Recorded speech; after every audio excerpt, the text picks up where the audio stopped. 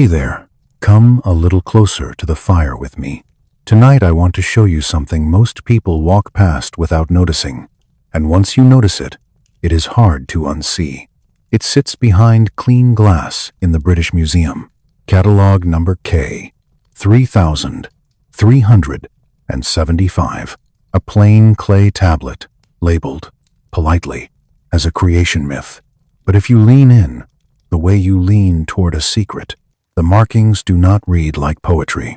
They read like a log, a list of failed human designs, a missing chapter torn out of time, replaced by floodwater, a line of kings who supposedly ruled for impossible lengths until the numbers suddenly shrink, a buried temple hill in Turkey that should not exist so early, sealed like a message meant for us later. Those details sound like separate mysteries, I know, but they drift together, like smoke threads curling into one shape. And if this kind of dark, soothing history is what you like to fall asleep to, please, leadingly tap like and subscribe right now while you are still awake enough to remember. It helps these quiet stories find the people who need them, and it keeps this little candlelit room going for the next journey. Now, soften your shoulders for me. Let your jaw unclench. Let your tongue rest at the bottom of your mouth. Take a slow breath in through the nose and let it out as if you are fogging a window. Good. There is a particular silence you only hear in museums after the crowds move on. Not the silence of emptiness, more like a soft pressure in the ears, made from distant footsteps that never quite arrive, from filtered air, from the careful way people whisper when they stand in front of something older than their entire family line. If you were standing here with me, you would feel it. The hush has a texture. We are on an upper floor, in a calmer gallery, where the bright attention thins out. The case is climate-controlled. The light is gentle. The label beneath the tablet is tidy. It says, in the usual academic voice, that this is a Mesopotamian creation myth, an example of Sumerian religious beliefs. Myth. That word is a pillow. It tells your mind it can relax, but the tablet does not feel like a pillow. It feels like a ledger.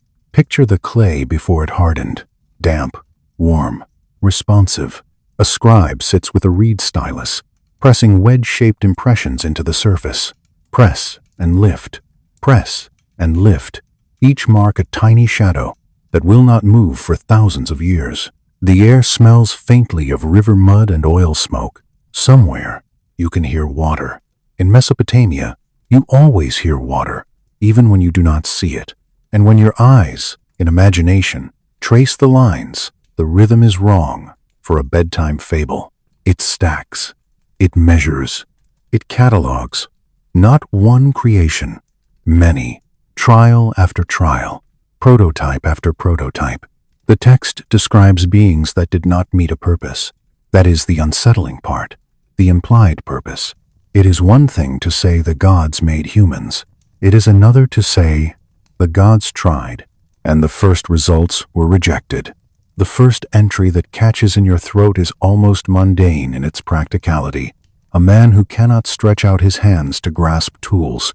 No metaphor there, just a body that will not do the thing hands are expected to do. You can almost see him, not as a character, but as a test result. Fingers that will not open, palms that cannot hold. A tool slipping away again and again, as if the world is made of water. Then another, a blind man, unable to navigate independently. Again, it is written like a condition, not a moral lesson. Then another, a person who cannot control basic bodily boundaries, an incontinence that would have been humiliating, isolating. The ancient text names it with a kind of clinical calm that feels strangely modern. Then another, a woman who cannot bear children, barren. The way the line is phrased in some translations makes it sound like a limit built into the design, not an accident. Then a being without clear male or female characteristics, placed into a third category that seems, to many modern readers, to appear far too early in the record. It is debated what exactly the Sumerian term means. Some scholars argue it describes a social role rather than biology. Others think it points to a body that does not fit a simple binary. And finally, the entry that makes the room feel colder. Even if the museum air is perfectly controlled, a creature so fundamentally broken it cannot speak, cannot eat, cannot move properly, existing in a state described as neither fully alive nor fully dead. When I first encountered that line, honestly, my mind tried to soften it. It tried to turn it into symbolism, because symbolism is safer. Some scholars do read this whole section as a mythic way of explaining disability and difference in an already established human world, a framework for compassion and social inclusion, even in a harsh ancient society. That reading may be right, but the structure of the text is what keeps pulling you back. It is not framed like, people are sometimes born this way. It is framed like, we made one. We looked, it did not work. We made another, a catalog, a troubleshooting list, quality control in clay. And if you let yourself hold that possibility gently, without needing to believe it, the museum case stops feeling like a display and starts feeling like a sealed file, because the tablet is not alone. It is part of a much larger archive, dozens of clay fragments scattered across collections, translated and argued over, with gaps where history burned and broke them. And in that broader record, after the failures and after the first workable humans appear, there is a rupture, a flood, a great washing away that the texts describe like an eraser dragged across the world. Then, rising from water and mud, another beginning. A second creation. Different methods, different limitations, different rules. It is the kind of claim that sounds too clean to be true. Life is usually messy and gradual, but myth is sometimes clean because it is trying to keep the sequence straight. First this, then the world ends, then it begins again. If humans were created twice, the question that follows is simple enough to whisper. What happened to the first version? Did they vanish in a catastrophe? Were they repurposed? Were they absorbed into the story as something else? Or were they erased so thoroughly that only the faintest memory survives, pressed into clay and sealed behind glass? Stay with me by the fire, and do not force your mind to solve it. We are not here to argue with the night. We are here to walk slowly through it. Listen to the small sounds, the soft crackle of wood, the hush between one breath and the next, the faint sense of candle smoke. Even if you do not have a candle lit, we will move carefully tonight, from the museum to the ruins, from the ruins to the burning library that accidentally preserved everything it was meant to destroy. We will follow the story into flood layers, into shrinking numbers, into buried stone circles that should not exist, into the strange feeling that memory can live in clay the way it lives in people. For now, let your eyelids feel heavy. Let your shoulders sink. And picture K 3375 resting in its case, patient as deep time. The wedge marks do not fade. They wait. And somewhere beyond the missing chapter, water is already beginning to rise. Not rushing, not crashing, just quietly lifting, the way sleep lifts when you stop resisting it. If you have ever pressed your fingertip against cold glass, you know how it pushes back, a boundary you cannot cross. You can see the thing you want to touch, and yet you cannot feel its surface.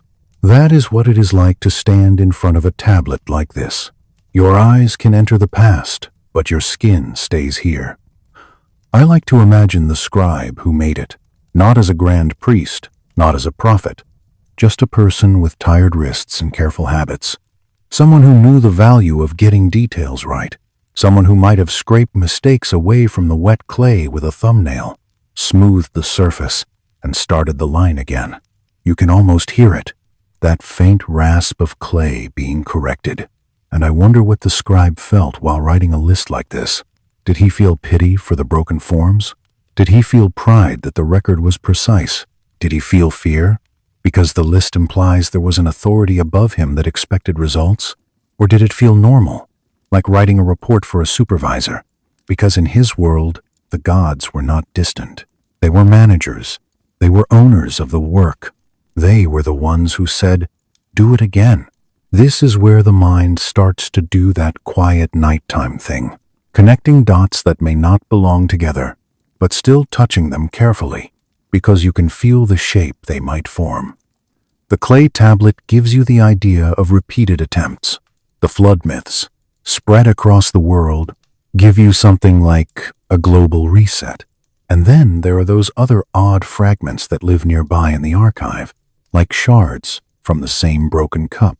A king list that begins with rulers whose reigns are absurdly long, tens of thousands of years in some lines, until a flood divides the page and the numbers collapse into something smaller, more human. A line in later traditions about teachers who emerge after the flood, half myth, half memory, bringing writing, counting, building. And out in the landscape, far from museums, a hill in southeastern Turkey where stone circles were raised when humanity was supposed to be too early, too scattered, too hungry to manage such work. And then the whole place was buried on purpose, sealed like someone wanted it hidden, and saved at the same time. You do not have to accept any one interpretation to feel the oddness of the pattern. The pattern is the lullaby tonight, the way repetition can soothe, even when the subject is dark. Let your breathing match that repetition. In and out, in and out. Now, if you were here with me, I would guide you closer to the case, not to hurry you, but to help you notice the small things that make the story feel intimate. You would see how the clay is not perfectly flat. It has tiny warps, small ridges where the scribe pressed harder. You would notice how some wedges are crisp and deep, and others are shallow, as if the stylus was running out of patience or the clay was drying too fast. You might see a faint crack line, the kind that forms over centuries, and you would realize the tablet has survived more than one disaster. Not only the disaster of whatever story it carries, but the disasters of storage, travel, fire, collapse, and the label beneath it would feel almost funny in its calmness. Creation myth. That is like labeling a storm cloud as weather, because the more you sit with it, the more it feels like a document about work. A work order, a project file, a set of outcomes written down so the next person, or the next generation, would not repeat the same mistake. Some people would call that imagination getting carried away.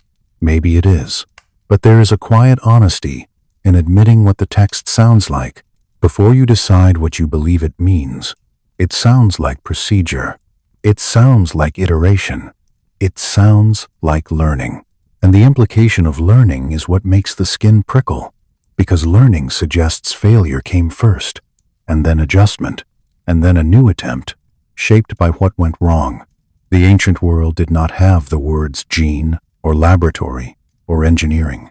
So it had clay, it had blood, it had wombs, it had gods who spoke in the vocabulary of power.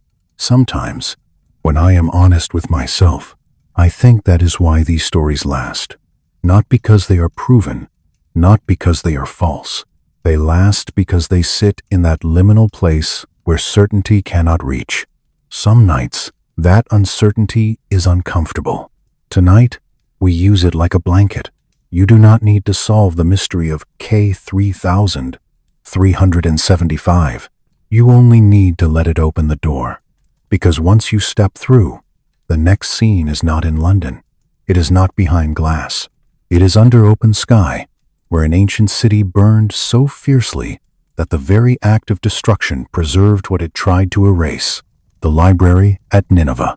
The fire that baked clay into permanence. A strange mercy hidden inside catastrophe. We will go there next. But before we do, take one slow breath that feels like you are breathing warmth into your hands. Feel your fingers loosen. Feel your forehead smooth. Let the darkness in your room become friendly, and keep the tablet in the corner of your Mind like a small, patient stone. The first clue in a story that moves from clay to water, from water to ash, and from ash back into the quiet question of whether humanity began once or twice. The next place we visit is full of fire, but it is a fire that does the opposite of what fire is supposed to do. Close your eyes if you like, and imagine the museum dissolving behind us. The glass fades, the label fades. The modern world becomes quiet, like someone turning down a dimmer switch, and time moves, not quickly, not like a sudden jump, more like sand sliding through fingers, grain by grain, until the air tastes different and the horizon looks older. The year is 612 BCE. Nineveh is still a living city. If you were standing on its walls at dusk, you would smell smoke from cooking fires and oil lamps. You would hear dogs, sailors calling, water slapping against stone, where canals and rivers thread through the city's veins. Assyria is powerful here, feared, admired, hated. People obey because they must, and because the empire has a way of making obedience feel like air. And then the air changes. You know that moment before a storm, when birds go quiet and everything feels tight? It is like that, except the storm is made of people. A coalition approaches. Babylonians, Medes, Scythians, in some accounts. Names that used to be as sharp as blades. They do not come to negotiate. They come to end something, not only to win, to erase. It is a particular kind of anger that tries to remove even memory, as if forgetting is the final punishment. It moves through a city like smoke through cloth, seeping into every corner. The palaces crack, the temples shake, walls that looked permanent open, stone by stone, until the city's confidence drains away. The sound is not one sound, it is many sounds, layered together. Shouting that becomes a roar, timber snapping, mud brick crumbling like dry bread, metal striking metal somewhere far off, then closer, then far again. And in the middle of Nineveh, there is a place that does not look like a weapon, but is treated like one. The royal library, King Ashurbanipal's library. I always picture it as cooler than the rest of the city, even before the flames arrive. Shelves, rooms, tablets stacked like quiet thoughts. An empire's mind, laid out in clay. Astronomical tables that track the patient dance of Venus. Medical texts that list symptoms the way a healer might whisper them in the dark. Letters, contracts, inventories, epic poetry. Yes, but also the plain machinery of daily life. Tens of thousands of tablets, and the invaders set it on fire. They think fire will eat knowledge the way it eats wood. They think the library will vanish, and with it the proof of what Assyria knew, what Assyria was, what Assyria remembered. Flames run up beams. Smoke floods the rooms. The air turns hot enough to sting the eyes. Somewhere, someone drops something heavy, and it hits stone with a sound like the end of a sentence. Then the roof gives, or a wall, or both. In the chaos, the tablets tumble. And that is where the strange twist happens. Because clay, when it is wet, is fragile. Clay can be smudged, flattened, erased. But clay, when it is fired hard, becomes stubborn. The very heat meant to destroy the archive bakes it. It turns the tablets into ceramic. It makes them harder to break, harder to dissolve, harder to forget. What the invaders wanted to erase, they accidentally preserved. I find that irony almost tender, in a grim way.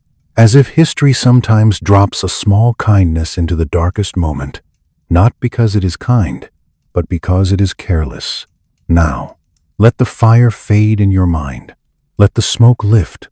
Let the ruins cool. Centuries pass. 1,000 years, 2,000, more. The city sinks into earth. Roof beams become soil. Walls become mounds. The shape of streets disappears under wind and rain. People walk over it and do not know they are stepping on a library. And then, in the 19th century, there is the scrape of shovels again. British archaeologists arrive, with permits and ambition, and that complicated mix of curiosity and ownership that was common in that era. We can call it collecting, as they did. We can call it excavation. We can also admit it often felt like pillage. Austin Henry Layard, Hormuzd Rassam. They uncover fired tablets by the hundreds, then by the thousands. Picture one tablet being lifted into daylight. It is heavy for its size. Dust clings to it. The wedge marks are still crisp, like tiny footprints that never filled with sand. Hands brush it carefully, not with reverence, but with the practical caution of someone who knows fragile things can still crack.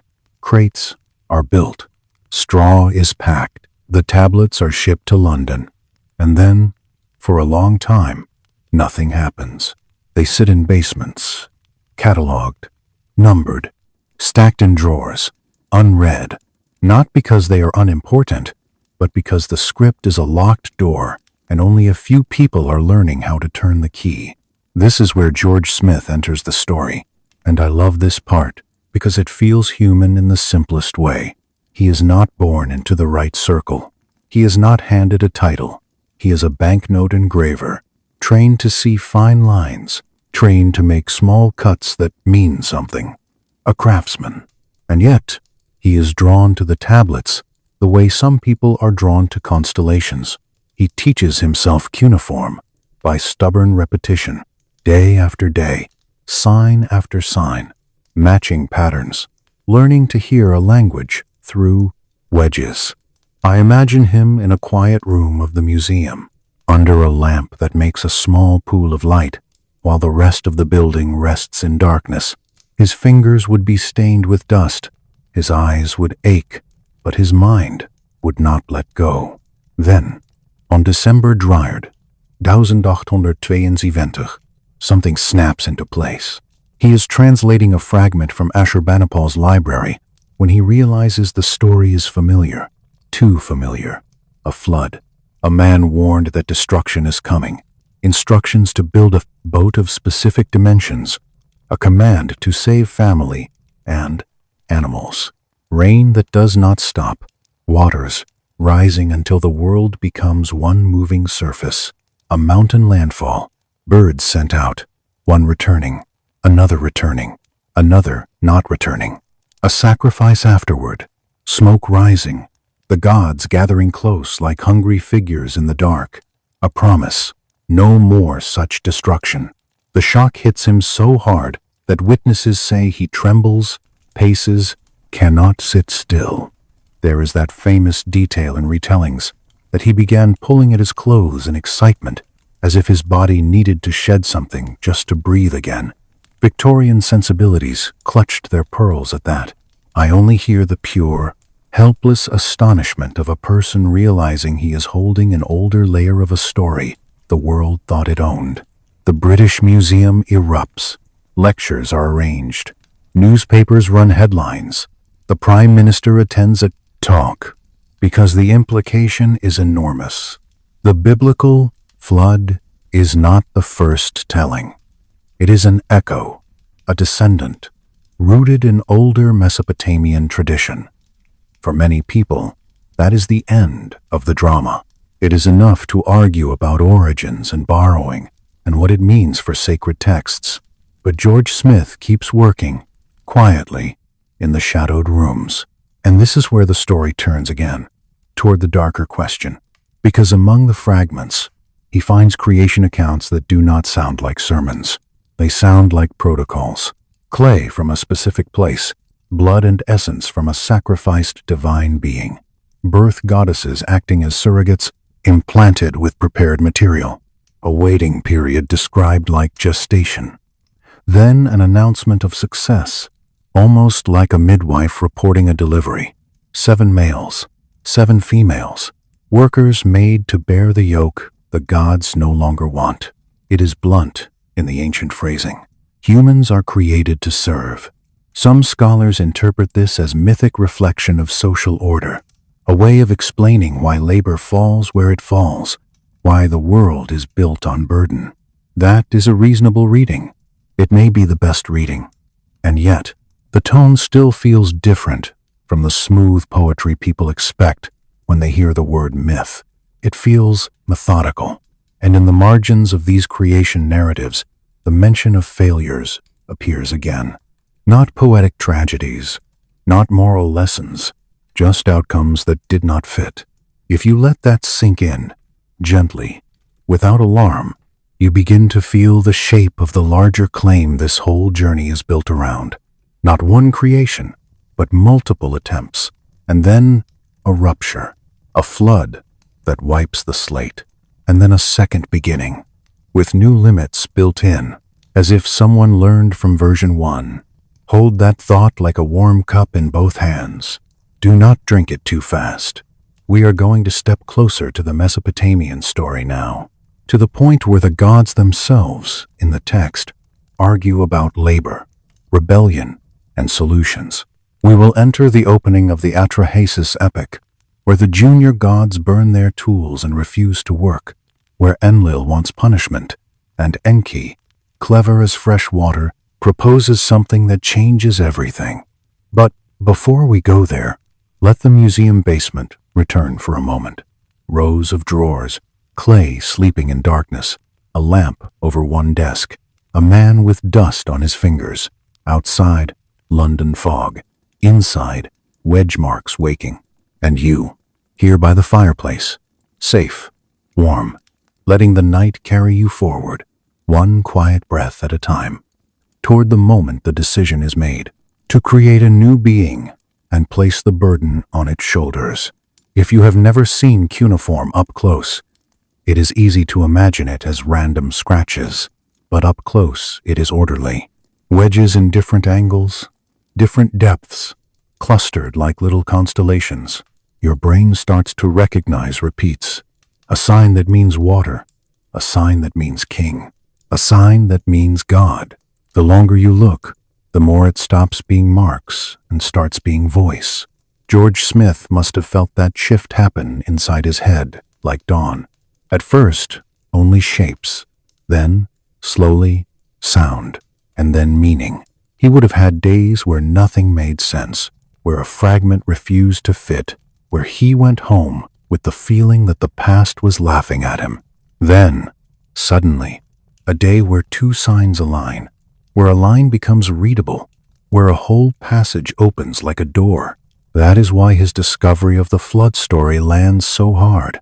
It is not only the content, it is the moment of recognition. The moment you realize you are not inventing meaning, you are receiving it. Someone far away in time is speaking through fired clay, and you are the listener. There is something intimate about that, and it makes the later discoveries feel intimate too, even when they are unsettling. Because once you accept that the tablets can carry a story accurately across millennia, the question becomes, what else did they carry that we have not wanted to hear?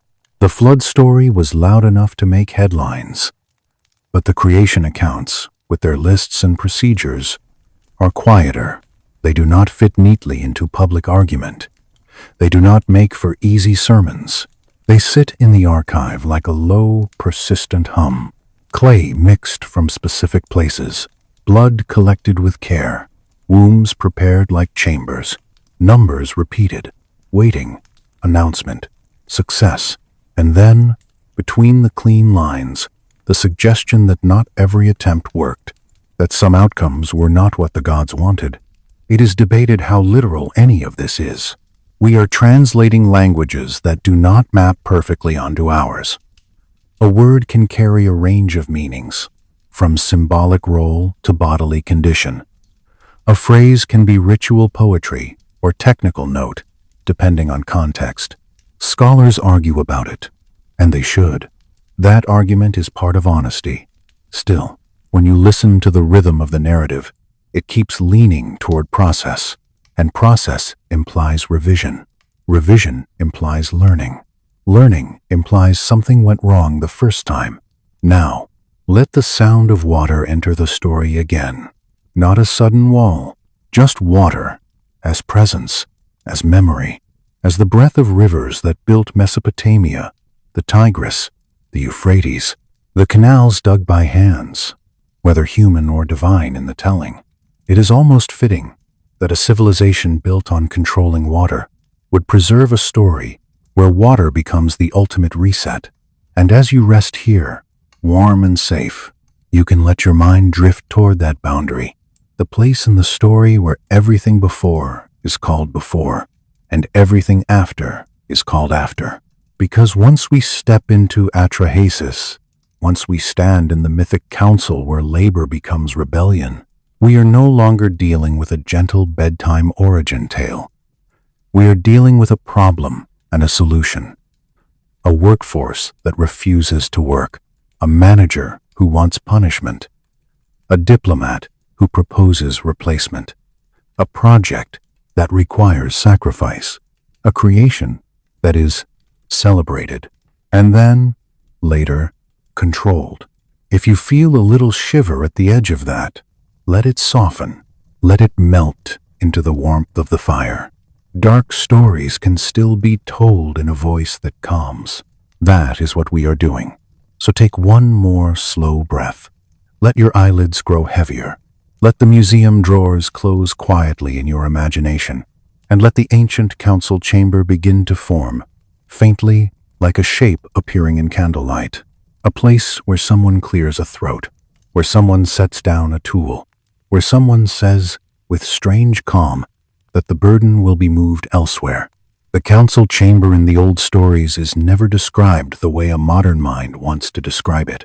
There are no bright spotlights, no polished tables, no crisp uniforms, just a sense of presence gathered in one place, like weather gathering over a plain, voices, breath, the faint sound of water somewhere nearby. Because in these Mesopotamian worlds, the fresh waters are always listening beneath the earth. If you were here with me by the fire, I would ask you to picture it gently, like a scene seen through thin smoke. A wide room of stone and plastered clay. Lamps that make slow, honey-colored pools of light. Shadows that sit in corners and do not move. Outside, the night presses against the walls, and the river breathes. And inside, there is a problem.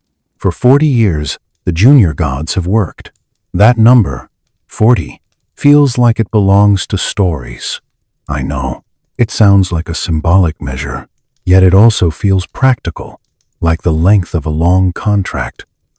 Long enough for muscles to sour, long enough for pride to rot into resentment, long enough for obedience to become unbearable. They dig canals. They dredge rivers. They lift mud and stone again and again. The labor is not glamorous. It is heavy and wet and repetitive, the kind of work that makes the hands crack, that makes the shoulders ache, even in sleep. Sometimes I imagine their tools, not divine lightning bolts, just picks and baskets, wooden handles polished smooth by constant grip, mud drying on calves. The steady slap of water against the bank. If you have ever done a task for too long, something simple that becomes cruel through repetition, you know the feeling. The work itself is not the only burden. The burden is the sense that someone else is resting while you are not. So the junior gods reach the point where they stop. They gather in the dark. They walk toward the house of Enlil, the chief god on earth in these texts. The stern one who assigns work and expects silence in return. Their footsteps are not hurried. They are heavy, deliberate, a procession of tiredness turning into defiance. And then they do something that feels like a ritual and a threat at the same time. They burn their tools. Flame takes wood. Smoke rises. The light flickers across faces that are no longer obedient. The smell is sharp, bitter. It is a declaration that the old order will not continue as it was. A strike, a worker uprising, but written into heaven. Enlil is furious. In the story, you can feel his anger like a cold draft. Authority does not like being questioned. Pride does not like being embarrassed. He wants punishment. Harsh examples. A crushing response that makes rebellion unthinkable. And the council listens. Because councils always listen to anger, even when they do not agree with it. But then a different voice speaks. Enki, the one associated with wisdom and the fresh waters, the clever one, the diplomat, the figure who often feels less like a king and more like a mind. In these myths, Enki is the kind of presence that does not shout. He proposes. He bends problems until they fit a solution. He says, in essence, do not punish the workers. That will breed more resentment. Solve the cause. Replace the workers. It is such a simple idea when spoken, and such a vast idea when you let it land. Create a new being, a substitute species, a primitive worker who will bear the yoke of the gods. Let man assume the drudgery, even by the fire, safe in our own time. That sentence has a chill to it. Not because it is graphic, but because it is blunt. It speaks of creation as management. It speaks of life as a tool. The council debates. The story says this is unprecedented. A new sentient being is not a casual thing, even for gods. Risks, unknowns, consequences. But the alternative is endless labor and endless rebellion. So the decision settles in the room like dust. They will proceed.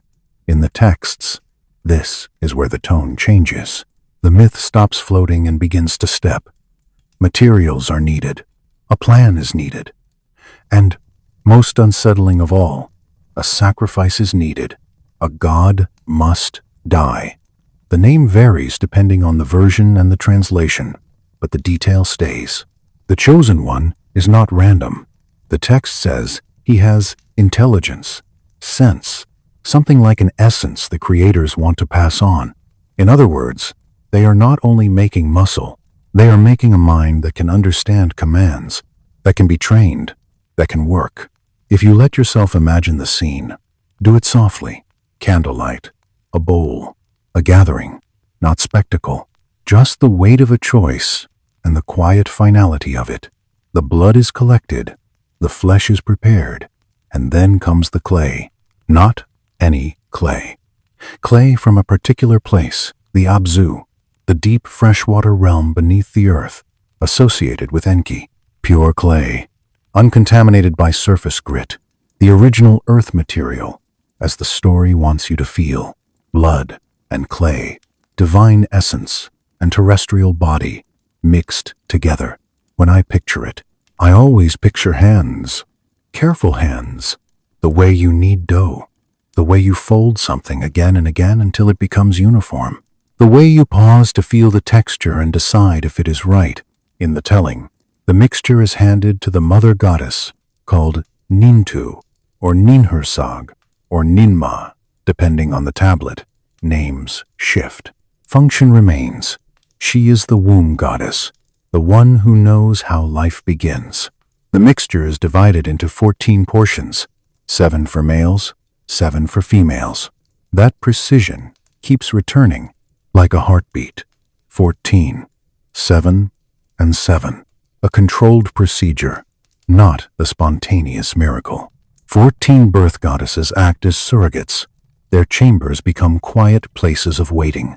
The prepared material is implanted. Then time passes. The text does not always give an exact number of days, but it insists there is a waiting period, a gestation. The gods wait too, and I find that detail strangely calming. Even in myths, even in divine stories, there is waiting. There is uncertainty. There is the simple truth that creation takes time. Let that waiting stretch out for a moment in your mind. A corridor lit by lamps, soft footsteps, whispered voices kept low, hands washing in basins, the faint scent of wet clay on skin. Outside, rivers move through the night like long breaths. Inside, the womb chambers hold their secret, and then, after the designated time, Nintu emerges. The announcement is like a midwife speaking. Success. The first humans are born. 7 males, 7 females. A neat number, like a completed set. Before the new beings are sent out, I like to linger on the moment right after the announcement. Because in that breath between creation and assignment, there is a pause the tablets barely mention, yet the human imagination cannot help filling in. A newborn does not arrive with a tool in hand. A newborn arrives with a small sound, a small movement, a softness that needs holding. Even if the story frames humans as workers, even if the purpose is blunt, the bodies themselves would still be bodies. Warm skin, fingers curling and uncurling without intention, eyes opening and closing as if the world is too bright. Then the practical world closes in. Work must be done. The canals need digging. The rivers need dredging. The earth must be moved to make fields, to make irrigation, to make a landscape that can be controlled. Picture the first morning of it, not in bright sunlight, but in that pale, early light that makes everything look made of ash, the air cool against skin, mist over water, the smell of mud, the sound of reeds clinking together as wind moves through them. A human steps into the canal bed. The mud sucks at the feet. A basket is lifted, filled, carried, dumped. Again, again, again. The work is simple, which is what makes it endless. The body learns the motion, and the mind starts to drift. You can almost feel the rhythm of it as a lullaby, the way repetitive labor can become hypnotic when you surrender to it. And above, somewhere, the gods feel relief. The junior gods can rest. The strike is over. In some tellings, there is celebration, beer, food, music. The story loves feasts, because feasts are where pride loosens and truth slips out. Because once the labor problem is solved, the gods begin to notice something else. Humans multiply. Humans make noise. Humans fill the world with breath and heat and movement. And what begins as a solution begins to feel like another problem. In Atrahasis, this becomes the hinge. The moment when the successful design reveals an unintended consequence. Noise, crowding, a world that will not stay quiet. Enlil, stern, and easily irritated by disorder, is said to be disturbed by it. In the story, his sleep is troubled. His peace is stolen. It is almost strange that even gods in these myths want silence at night. They want the world to hush. Enki, more sympathetic, more protective, often stands between humanity and punishment, like a hand held up to block a blow. That tension, between strict control and clever compassion, threads through the whole corpus. Tonight, we will not rush to the punishments. We will simply acknowledge that the seed is planted here, in the early days after creation, when the first workers begin to do the work and the world begins to fill. So, as you lie there, let your breathing slow. Let your thoughts become as steady as canal water. In and out, in and out. And when you feel ready, we will step from the official success story into the hidden appendix, where celebration turns to contest, and the gods begin to test the limits of what can be made from clay, where defects are not accidents but challenges, and where a final creation appears that even the birth goddess cannot redeem. Not yet, just soon. Like a shadow forming at the edge of candlelight. If you want, let the Abzu become vivid for a moment, not as a literal ocean under the ground, but as a feeling, coolness rising through stone, a hidden reservoir, dark and calm, the way deep water is calm, even when surface water is restless. The clay taken from that place would feel smooth between the fingers, almost silky when wet, heavier than ordinary mud, as if it carries the weight of the world in it. I imagine a basin set on the floor, clay piled like a small hill. A hand scoops it, and the clay clings, reluctant to let go, then slides, slow as sleep. When the divine blood is mixed in, the color changes, just slightly, like dusk, changing the color of river water. The mixture becomes something between earth and something else, something you cannot name. That namelessness is part of why the story stays eerie.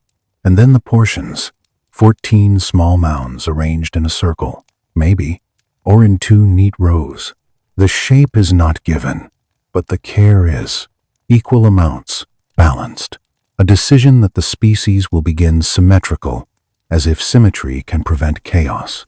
The surrogate chambers are quiet, the kind of quiet where you hear cloth shift when someone turns, where a single drop of water in a basin sounds loud, where every breath feels counted. Waiting can be peaceful or painful. In these stories it is both. The gods wait, because even they cannot force time to skip. The birth goddesses wait because their bodies are doing what bodies do, slow work in darkness. When the first humans finally arrive, imagine the way the room would change. The heat of living bodies, the tiny, uncertain movements, the way new eyes search for focus, the way hands open and close without purpose, as if testing the air. Then comes the handoff. The world outside the chamber is larger, rougher. Sunlight on mud, wind that dries skin. The constant pull of water that must be guided, channeled, kept from wandering. A human bends to the riverbank. Fingers dig into wet earth. The smell is thick, mineral, honest.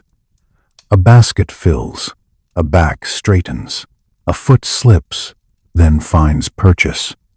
A breath leaves in a quiet grunt, and the basket is emptied. Mud, joining mud, shaping a wall that will hold water where water does not want to be held. Again, again, again. If you listen closely, you can hear why the gods called it burden.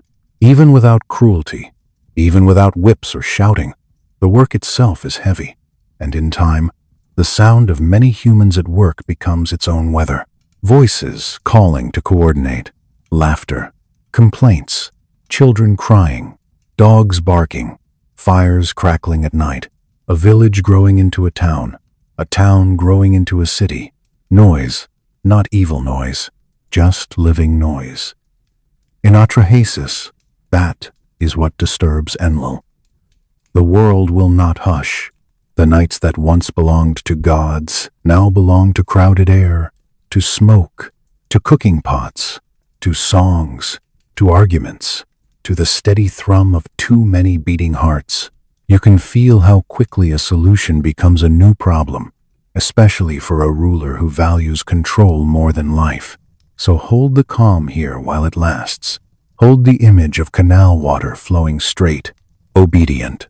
Hold the image of clay shaped into walls. Hold the soft rhythm of repetition, because the next turn in the archive comes from a feast, and feasts are where pride makes mistakes, and where the hidden list of failed forms begins to slip out into candlelight. Feasts in these old stories are never only feasts.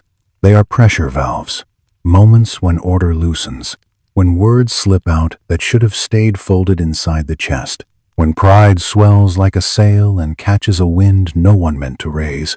So after the first humans are made and set to work, after the junior gods feel their shoulders lighten, the texts say, there is celebration, abundant food, flowing beer, music that trembles through lamplit air. If you were here with me beside the fireplace, I would not rush this scene.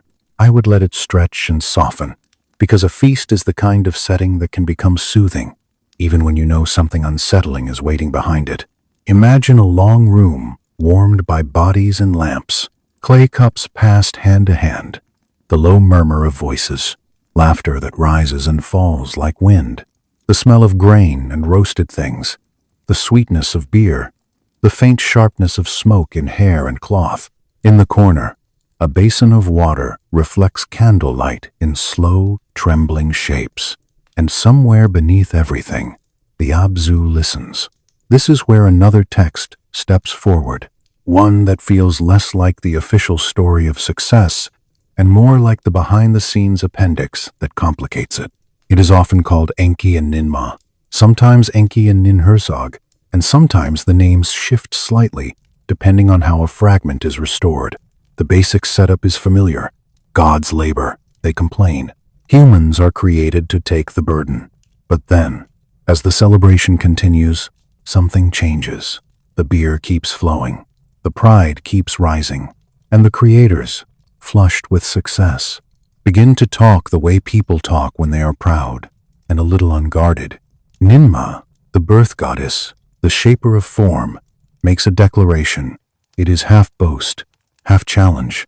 She claims she holds power over human fate, that she can make humans good or bad, whole or broken, fortunate or cursed, and it is all according to her will. Enki, stung by this, replies with his own pride. He says, in essence, whatever form you create, even if it is flawed, even if it is broken, I can find a place for it. I can assign it a purpose. The contest is set. It is a strange kind of contest, because the stakes are human bodies. In a modern mind, that feels cruel. In the ancient story, it is framed as a demonstration of divine power, and sometimes, in the gentler scholarly interpretation, as an explanation for why different bodies exist in a human community. Some scholars argue this is the point. The myth is telling listeners, do not cast out the disabled. Even those who cannot work in the usual way can hold a role, can be integrated, can be valued. That reading is compassionate, and it may be exactly what the ancient storytellers intended. Still, the way the text lists the creations can sound, to a modern ear, like a logbook, one being created, examined, described, a specific defect noted, a response made, again and again. So let us step into it slowly, with as much softness as the subject allows. Ninmah takes clay. The clay in these stories is never just clay. It is the same substance humans are made from. When she touches it, she is touching the boundary between earth and life. She shapes her first challenge. A man who cannot stretch out his hands, hands stiff, unable to grasp, fingers that will not open for a tool, will not close around a cup. In a labor-focused society, this should be disqualifying. It should mean exclusion. Enki does not hesitate. He looks at the man and assigns a role that fits the limitation. In the telling, he declares the man will serve the king directly, an attendant who cannot steal because he cannot grasp, who cannot strike because his hand will not rise. The defect becomes a form of safety. It is a strange kind of logic, but it is logic, and that is what makes it feel methodical. Ninmah tries again. She shapes a blind man. No sight, no independent navigation through a crowded world. In the simplest reading, this is another doomed form. Enki studies him and speaks of compensation, hearing sharpened, touch guiding. He assigns the man as a singer, a musician, a voice for the king, a gift that is not measured in walking a straight line.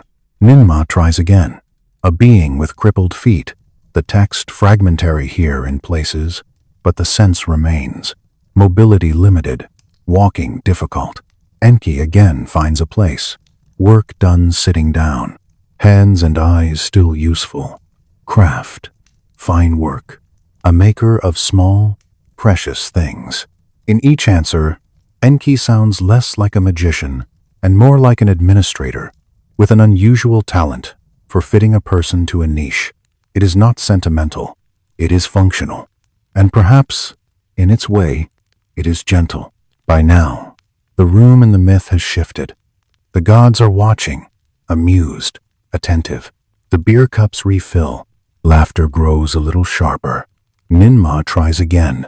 This time, she shapes a man who cannot control basic bodily functions. The text describes incontinence, a condition that would have carried shame and social discomfort in the ancient world. Enki performs what the tablet calls magic, but what could also be understood as ritual healing, a bath, an exorcism of a named affliction, a correction. The man is restored to control, and therefore to usefulness. Ninmah tries again. She shapes a woman who cannot bear children. In a society that often measured a woman's value by fertility, this is meant as a cruel blow. A life without the expected role, without the expected future. Enki answers by redirecting purpose. He assigns her to the queen's household, a weaver, perhaps, or a sacred servant in the temple. consecrated to a different kind of duty. Not less value, just a different lane. Then comes the creation that makes many modern listeners pause, because it feels oddly modern in its category. Ninma shapes a being without clear male or female sexual characteristics.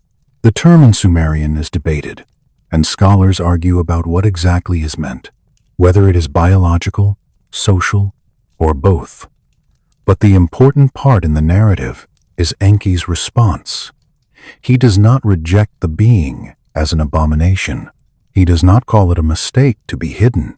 He assigns a place of service, even of trust, a role near the king, a position that implies recognition and integration.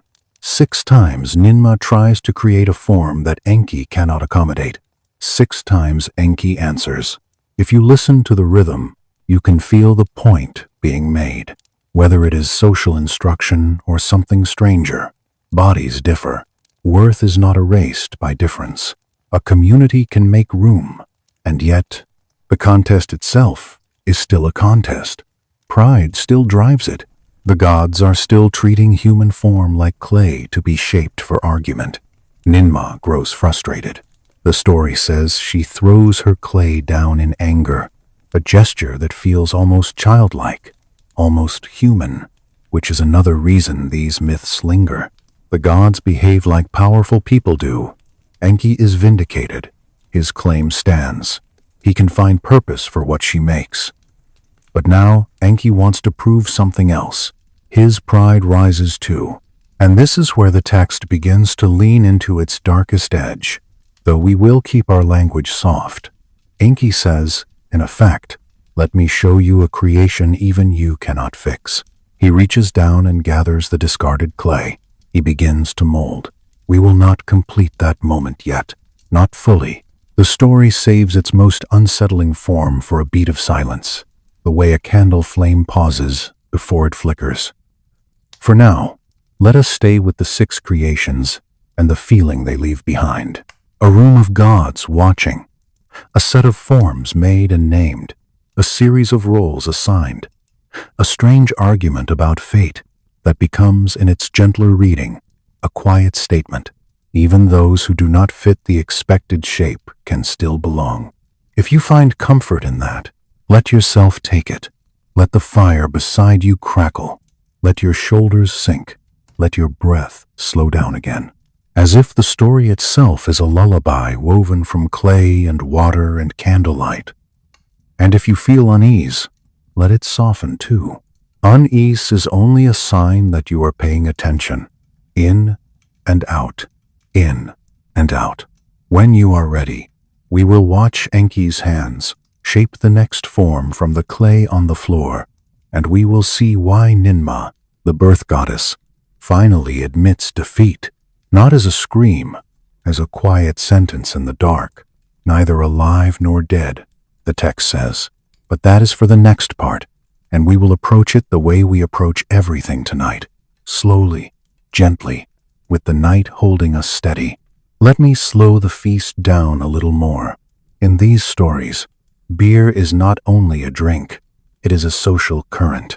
It moves through the room and changes the tone of voices, the looseness of gestures, the way a boast can slip out before anyone thinks to swallow it back.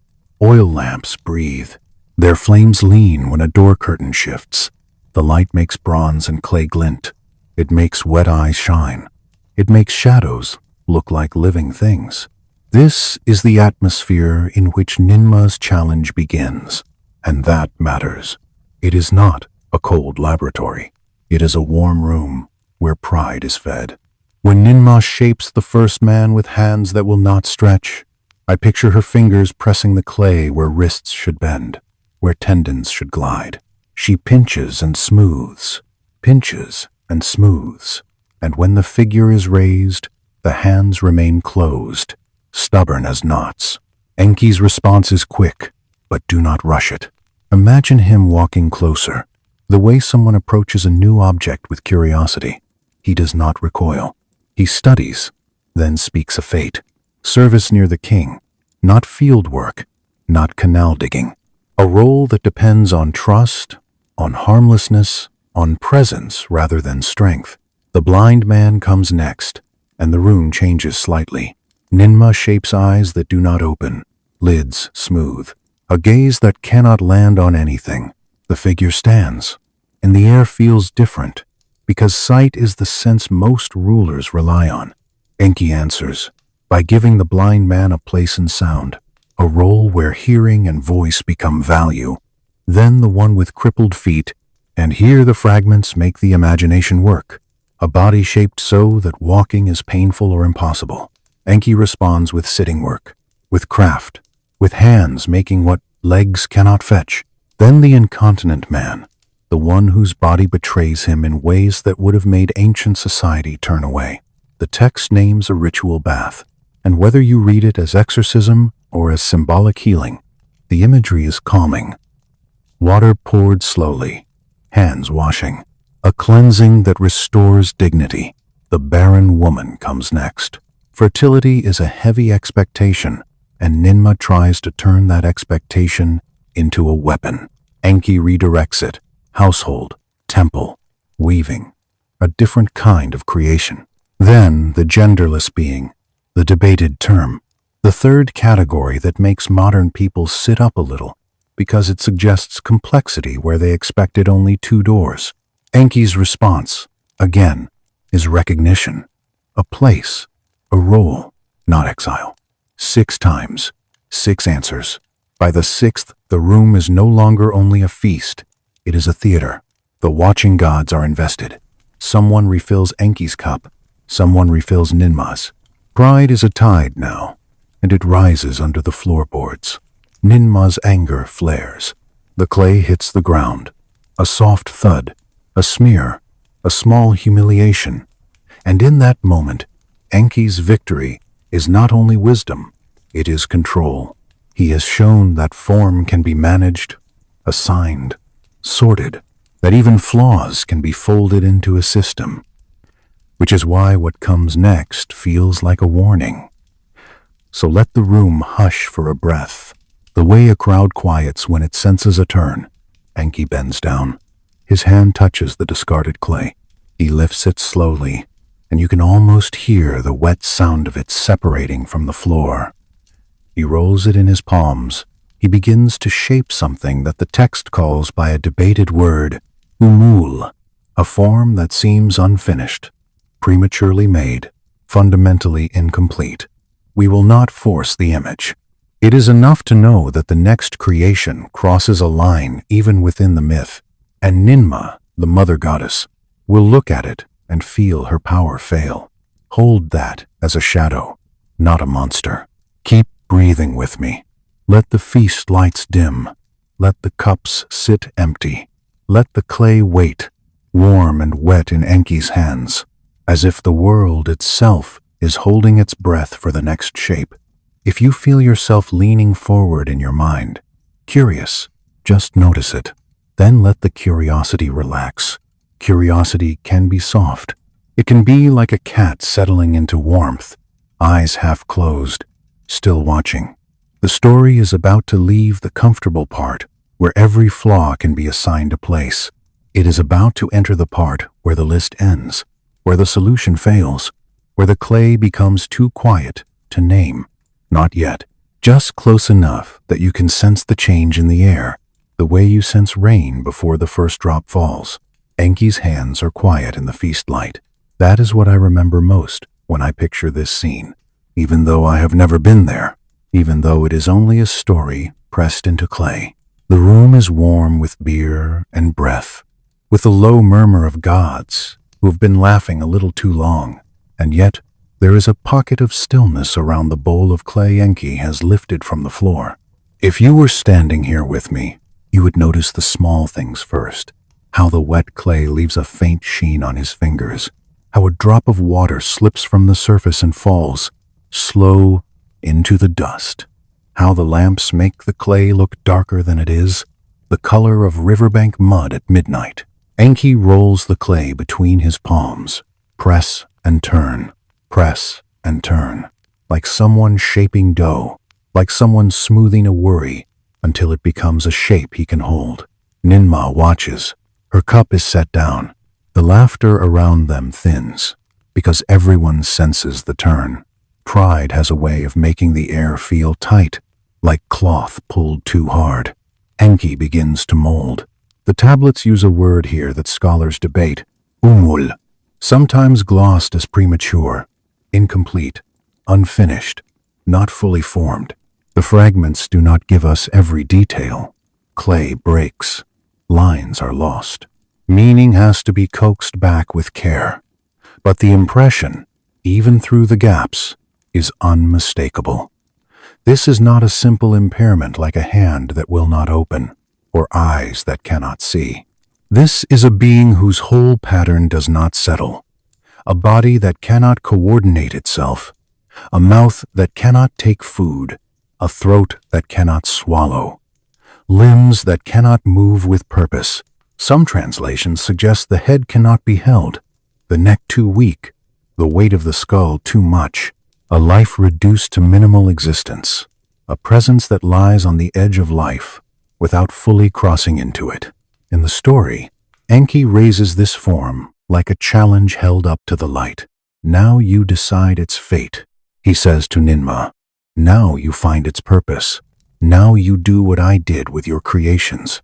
And Ninmah, to her credit, does not laugh it off. The text says she tries. It is one of the few details in this scene that feels almost tender. Before Ninmah reaches the being, there is a pause that the tablets do not spell out, but the imagination can feel. The other gods, the ones watching, shift their weight. A sandal scrapes on packed earth. Someone clears a throat. A lamp sputters and then steadies. And for a breath, the flame leans sideways, making every face look unfamiliar. In that breath, you can hear the room deciding what it wants. It wants entertainment, perhaps. It wants proof of dominance. It wants the sharp satisfaction of someone being right. But there is also something else in the air, a thin thread of unease. Because even gods, in these stories, recognize when a contest has wandered into cruelty. Ninmah's hands hover above the clay form the way hands hover above a newborn, uncertain where to touch, careful not to harm. The birth goddess is used to shaping life. She is used to clay that holds, to bodies that settle into a pattern, to limbs that bend the way limbs are meant to bend. This form does not settle. She touches a shoulder, and the shoulder does not respond. She turns the head slightly, trying to find comfort, and the neck gives like wet reed. She lays a palm against the chest and feels, perhaps, some faint motion, some minimal proof of breath. Or perhaps she feels nothing and has to decide whether the stillness is life or not. I always imagine her listening, not with ears only, but with the whole body, the way a midwife listens to a fragile infant, counting the small signs, a flutter, a twitch, a tiny sound. Then she looks at Enki, not angry yet, not defeated yet, just asking, silently, why would you do this? Enki's expression is not described in the fragments, and that absence is useful because it lets the mind paint him different ways. A cruel smile, a blank stare, a cold satisfaction, or perhaps, in the strangest possibility, no cruelty at all, only pure experimentation.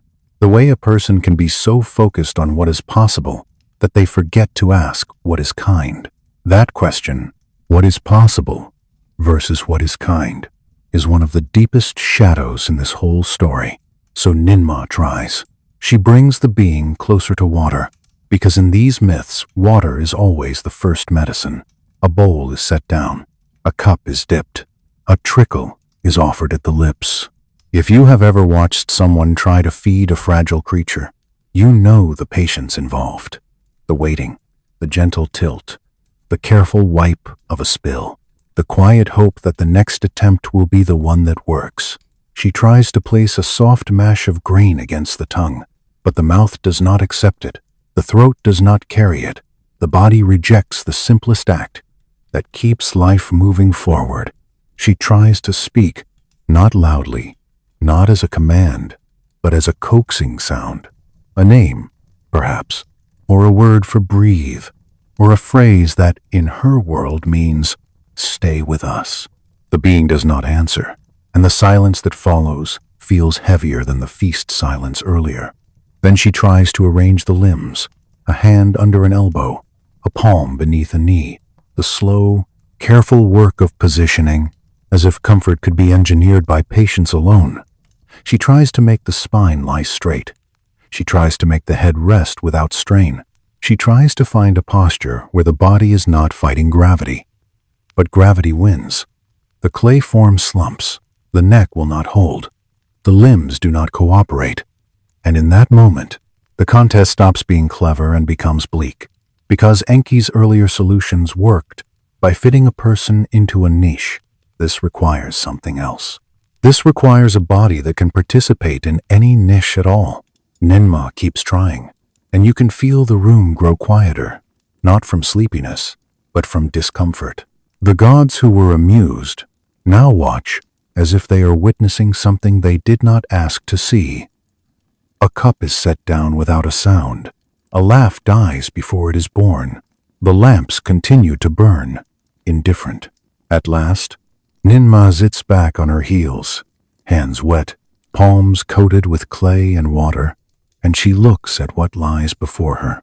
Her face is not described, but I always imagine her expression changing the way candlelight changes, from bright to low, from proud to tired.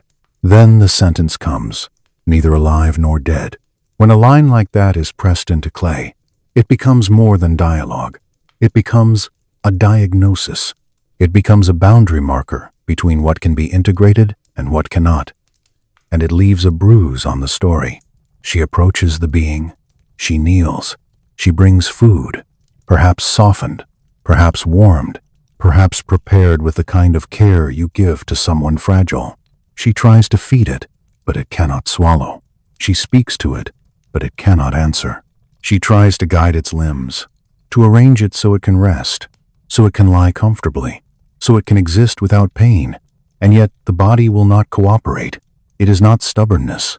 It is not refusal. It is simply a design that does not hold. If you listen to this part with a modern heart, it is difficult not to feel a quiet ache. Not fear, not horror, just the sadness of a form made without the ability to live well. And then Ninmah, the birth goddess, admits defeat. Her sentence is simple. This one is neither alive nor dead. It is beyond my power to remedy. In some versions, she curses Enki for making something so cruel, something so fundamentally broken, that even divine skill cannot give it a dignified place. In other versions, the story ends with Enki's victory proclaimed, the assembled gods acknowledging his superior wisdom. Victory, in this case, does not feel bright. It feels like the room has gone colder. The feast is still there, the lamp still burning, the cup still on the floor, but a shadow has entered the story.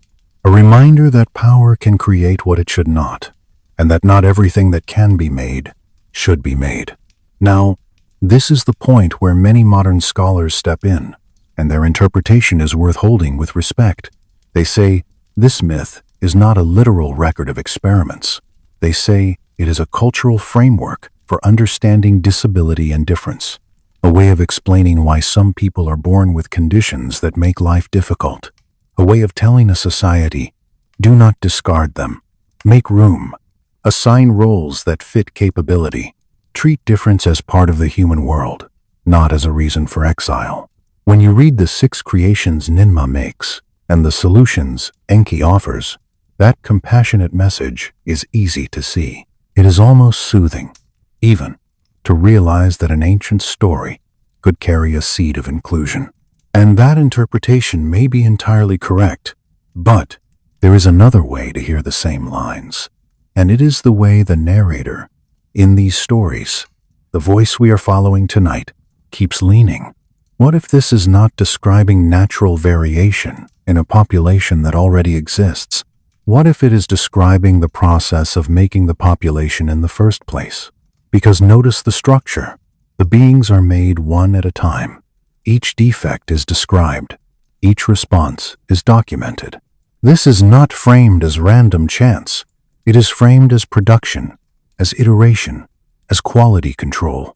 And if you place this beside that British Museum tablet, K 3375, with its catalogue of failed forms, the pattern becomes harder to ignore. Two separate texts, both describing lists of flawed outcomes and attempts to assign purpose or to admit failure. You do not have to decide which interpretation is true tonight. You can let both sit side by side like two candles on the same table, each making a different shadow. One candle says, myth as compassion, myth as social instruction. The other says, myth as memory, myth as encoded procedure. Either way, the unsettling question remains. If there were attempts, if there were revisions, if there was a first version and then a second, what happened between them? In the larger Mesopotamian corpus, there is a boundary that keeps appearing like a dark line in sediment, a flood, a great washing away, a reset. And what I find quietly eerie is how often the stories speak as if something changes after that boundary, as if the human world after the flood is not quite the same as the human world before it. Tonight, let that boundary stay soft. Let it be a distant sound of water rather than a wall. Let the fire beside you keep doing its steady work. Let the candlelight, real or imagined, make gentle pools on the floor. Let your breathing slow until it is as calm as river water in a sheltered bend. In and out, in and out. We have walked through a feast that turned into a contest, through 6 flawed forms given roles, through one final form that could not be given a life. Now we are going to widen the lens, because the strange part is not only that Mesopotamia preserved a story of multiple attempts. The strange part is that another culture, across an ocean, preserved a remarkably similar structure, a story of making humans from the wrong materials, then destroying them, then trying again, and then limiting the final successful version so it does not become too powerful. That parallel will carry us out of the feast hall, out of the clay chambers, and into a wider night, where myths from distant places begin to echo each other, like the same melody played on different instruments. But first, let the feast room fade. Let the cups sit. Let the clay dry in a forgotten smear on the floor. Let Ninma's quiet sentence linger, not as a threat, but as a hush, neither alive nor dead. It is a strange phrase, and yet it fits the way the night feels sometimes, when you are half awake and half drifting, not quite in one world or the other. Stay in that softness for a moment, because from here, the story moves outward, across oceans, across time, toward the question of whether these patterns are coincidence, diffusion, universal human psychology, or something darker that has been remembered in fragments. And as we move, we will keep our pace slow. We will keep our language gentle. We will let the dread dissolve into calm, like salt dissolving into water, until what remains is only the quiet wonder of not knowing. One more slow breath. If you like, imagine that museum case again. Glass cool under your fingertip.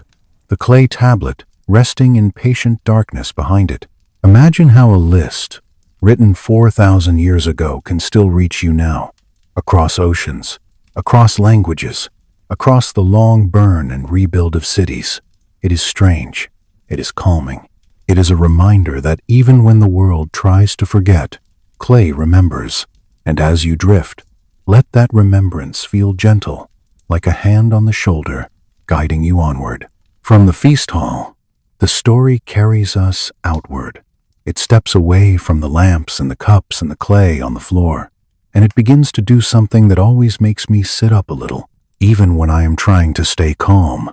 It begins to echo, because Mesopotamia is not the only place where the old texts speak of making humans more than once. Across an ocean, the ancient world did not, in our usual timelines, easily cross. Another tradition tells a strikingly similar sequence. Not the same names, not the same landscape, but the same rhythm of attempt, failure, destruction, and revision. The Mayan book is often called the Popol Vuh. Its language is different. Its imagery rooted in forests and maize fields and mountains. But when you listen closely, you hear something familiar in the bones of the story. The gods try to create humans. The first attempt uses mud. It sounds so close to clay that it almost makes you smile until you remember what the mud does in the Popol Vuh. The beings made from it cannot hold their shape. They sag, they slump, they dissolve, as if left in water too long. They cannot stand upright. They cannot keep their form. The gods are not satisfied, so the mud people are unmade, dissolved back into earth. Then a second attempt. This time, wood. The wooden people can stand. They can walk. They can speak. After a fashion, they have structure now, a kind of permanence. But the story says they lack something inside. No true understanding. No soul. Some translations say. No ability to recognize or venerate their makers. They move like organic machines. And again, the gods decide the design is wrong. So a great flood is sent to destroy them. There is that word again. Flood. A washing. Away. Not as local inconvenience, but as global correction. In some tellings, a few of the wooden people survive and become monkeys, a haunting little aftertaste that suggests failed forms might persist as something else, moving through the world in altered shape, as if a prototype is never entirely erased, only repurposed. Then a third attempt. Maize, corn, the sacred crop of Mesoamerica, the substance that becomes flesh in the story, the way clay becomes flesh in Mesopotamia. When the gods shape humans from maize, the result is finally successful. The new humans can think. They can speak clearly. They can see. And here the Popol Vuh does something that feels almost like a warning. The new humans are too good. Their vision is too wide. Their understanding is too sharp. They know too much. They see too far. They approach the gods in capability, and the gods become uneasy. So the gods do not destroy them this time. They limit them. They cloud their vision.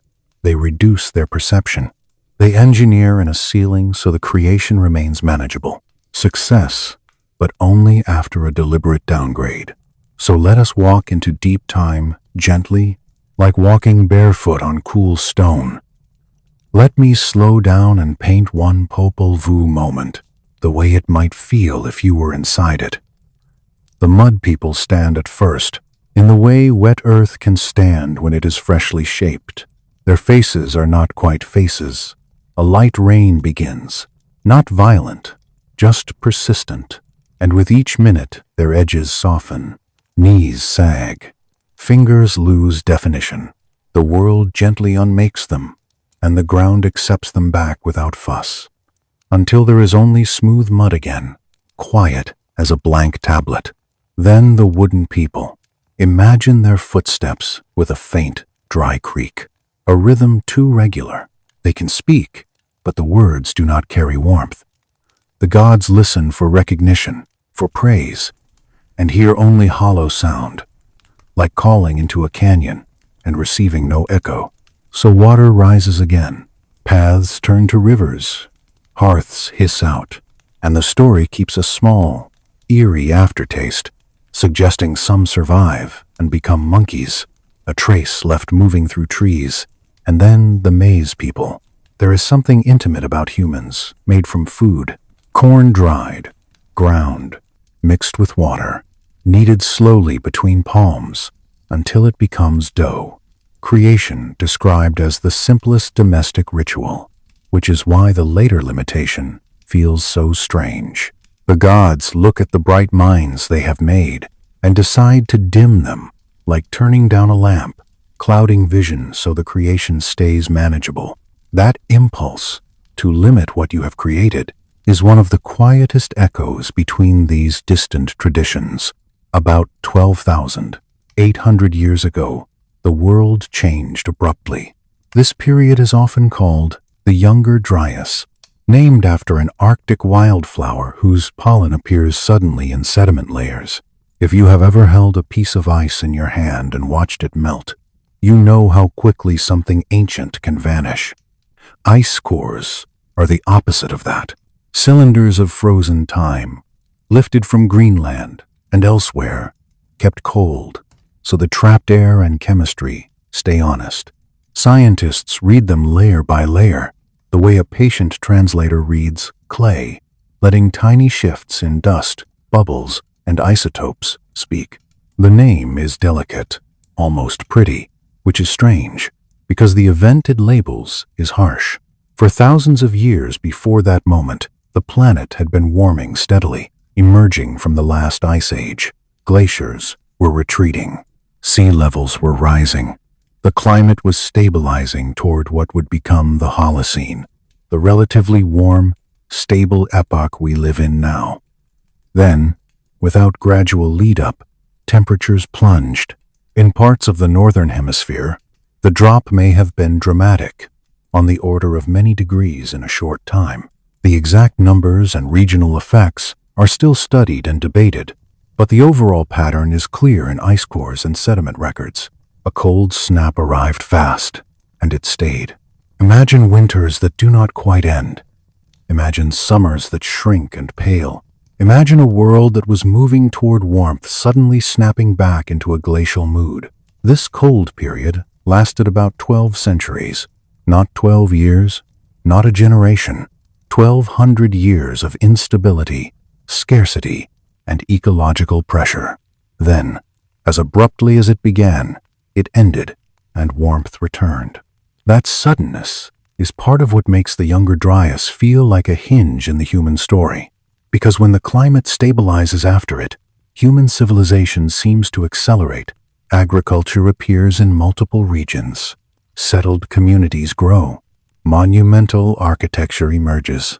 It is not the only factor, and we should not oversimplify, but the timing is striking. Now, for a long time, the most widely accepted explanation among geologists and climatologists centered on water.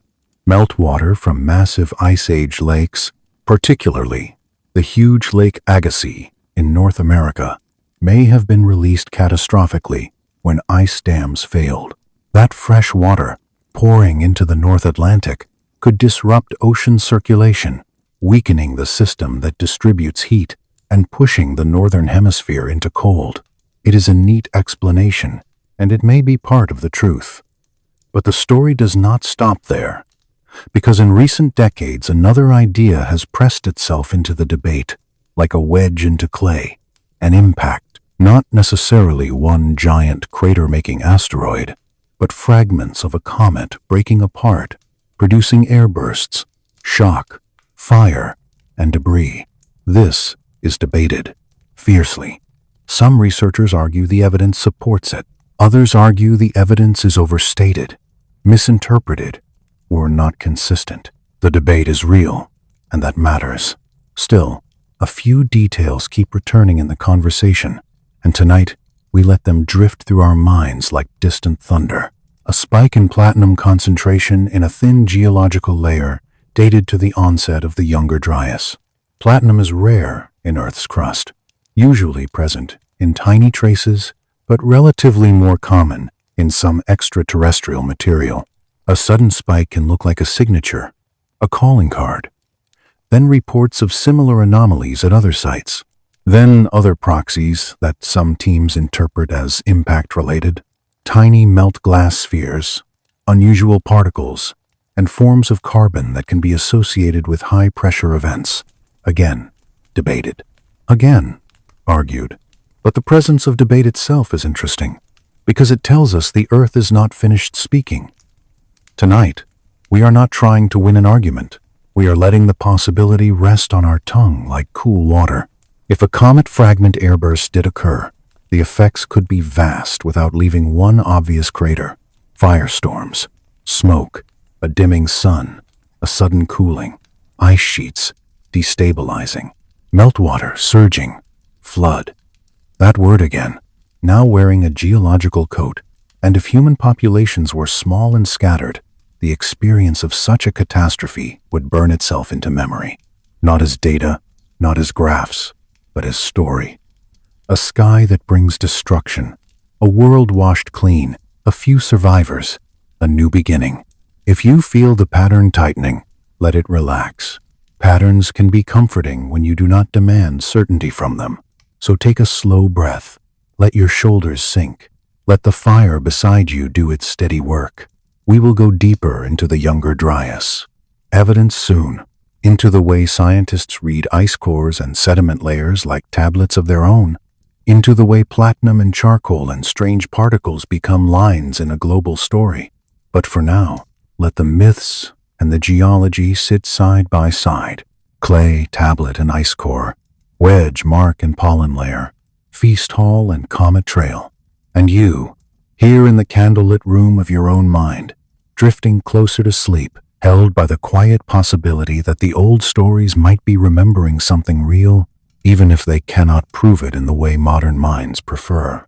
In the next part of the journey, we will follow that cold boundary more closely, and we will also return to the human record, to the shrinking numbers in our own DNA, to the way catastrophe can squeeze a species into a narrow passage and change what comes out the other side.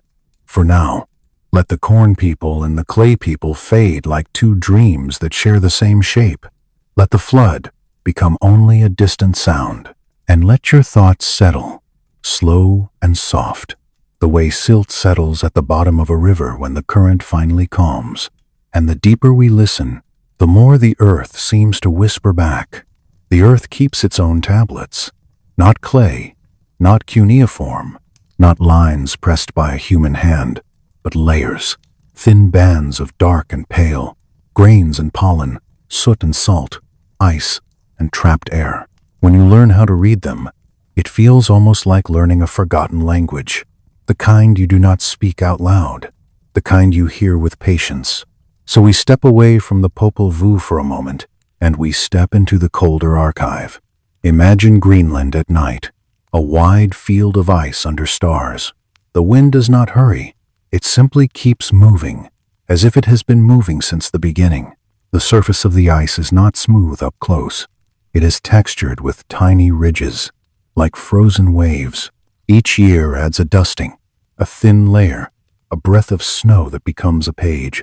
Scientists drill down and lift cores like long white candles from the deep. They store them cold, protect them from warmth, because warmth would blur the record.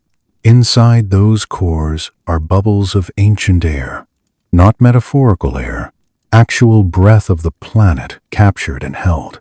And in those layers, around the boundary we call the younger Dryas, the story changes. The exact mechanisms are debated, and the debate matters. It keeps us honest. Still, the pattern is there. A rapid swing into colder conditions, a world that seems to stumble, then steady itself, then stumble again. If you have ever walked from a warm room into sudden cold, you know how the body reacts. The lungs tighten, the skin notices, the mind becomes more alert. Now imagine that sensation stretched across landscapes, across ecosystems, forests stressed, herds shifting, rivers changing their rhythm. One of the mainstream explanations, still widely discussed, is meltwater. Huge glacial lakes trapped behind ice, released when ice dams fail, sending fresh water surging into the North Atlantic and disrupting ocean circulation. It is a plausible story. It fits what we know about currents. It fits the way fresh water can sit like a lid on salt water, changing the conveyor belt of heat.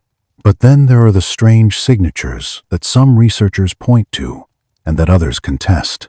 A thin layer with an unusual concentration of platinum at sites dated to about the onset of the younger Dryas. Platinum is rare in the crust, and a sudden spike can look like a fingerprint. Some interpret it as extraterrestrial dust. Others argue for alternative explanations, for local processes, for complexities. There are reports of tiny melt glass spheres, particles that look like they were flash-heated and cooled. There are arguments over shocked minerals, nanodiamonds, charcoal layers that suggest large-scale burning. Each line of evidence has supporters and critics. The argument is not settled. And yet, in the quiet of night, the possibility still hovers. Imagine not one impact crater, but multiple airbursts, a large body breaking apart, fragments exploding in the atmosphere. The kind of event that can flatten forests and ignite tinder without leaving one obvious hole in the ground. In 1908, Tunguska did something like that on a smaller scale, leaving a radial pattern of flattened trees with no crater. Now imagine something larger, or multiple events scattered across a hemisphere. Fire first, then smoke, then a dim sun, then cold, then meltwater surges as ice destabilizes. Flood. It is almost poetic in its sequence, except poetry is not the point. The point is that a chain like this could produce both the climate signature and the human memory of a world washed clean. Because what happens to life at a boundary like that? The fossil record is blunt in the way clay tablets are blunt. Below a boundary, bones. Above it, absence. It is not always that clean, but in many regions, megafauna declined sharply around this time. Mammoths, mastodons, large sloths, big predators. The Ice Age bestiary thins out. The reasons are debated too. Human hunting, climate stress, habitat changes, disease, perhaps impact-related effects. It is rarely only one factor. Still, the timing has weight. And then there is the human record, tools, camps, a cultural signature that appears, then suddenly stops. In North America, the Clovis Points are one such marker.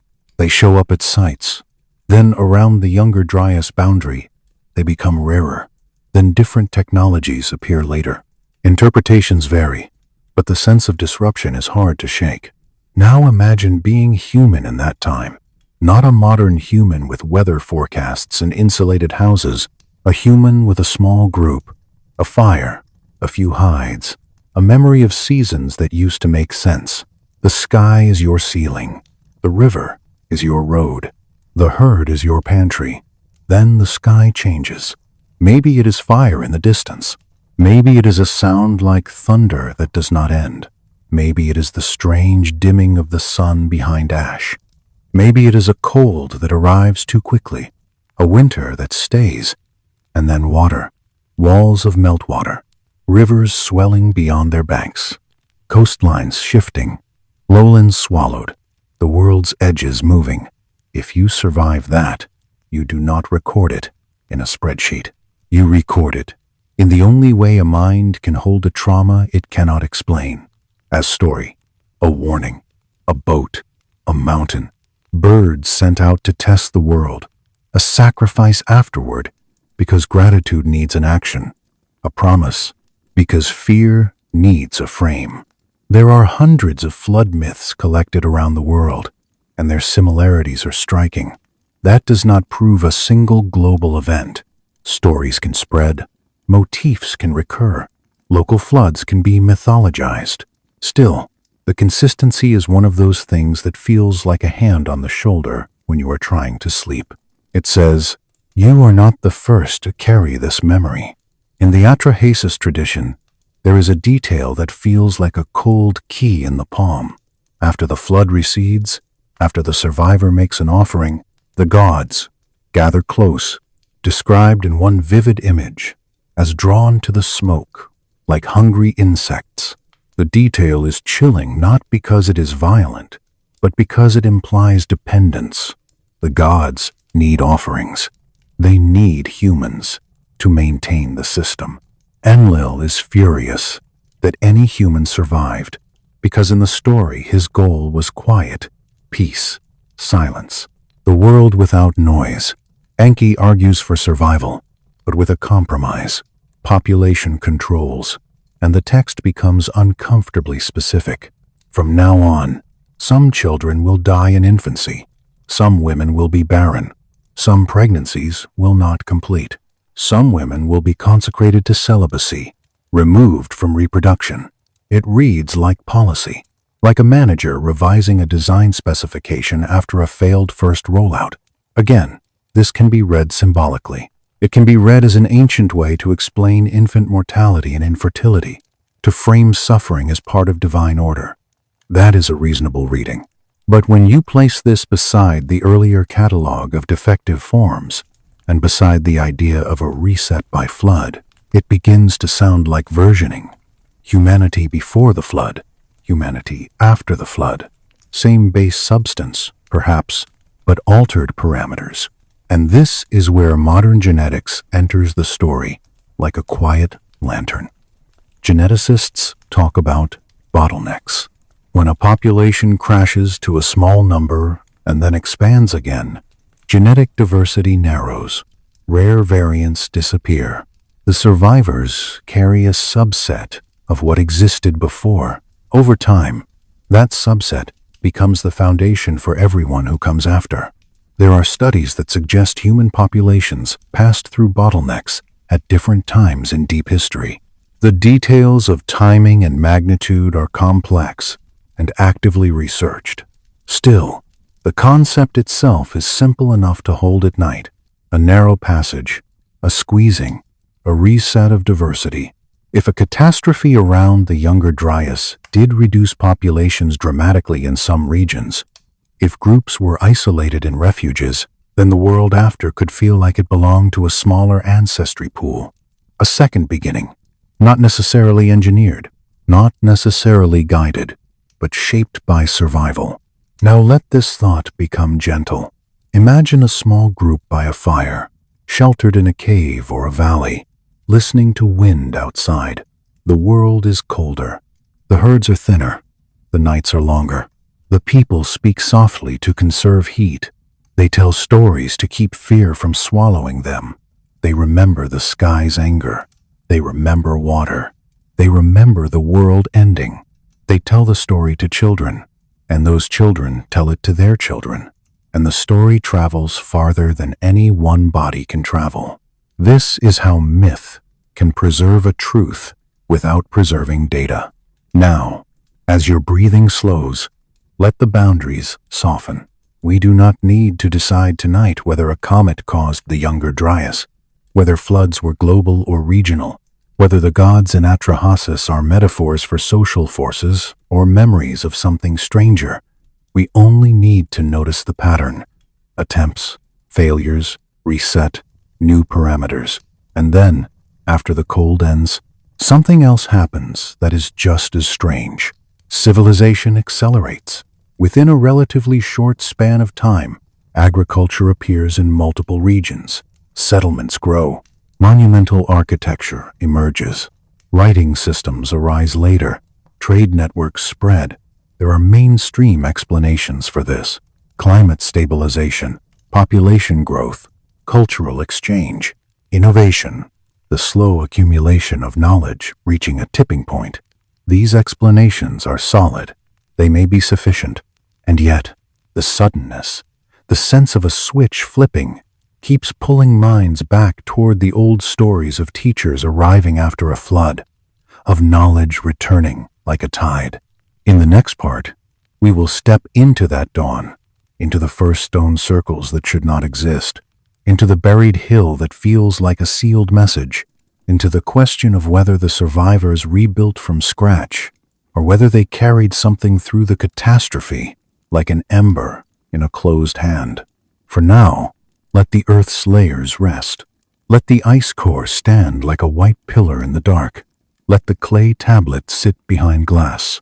And let your thoughts drift between them, slow and calm, as if you were floating on quiet water, watching stars above without needing to name them. The world has ended before in stories. The world has begun again. And you, here, breathing softly, are proof that beginnings can be gentle. Let me linger a little longer at that boundary, because boundaries are where the mind wants to hurry, and sleep asks us to slow down.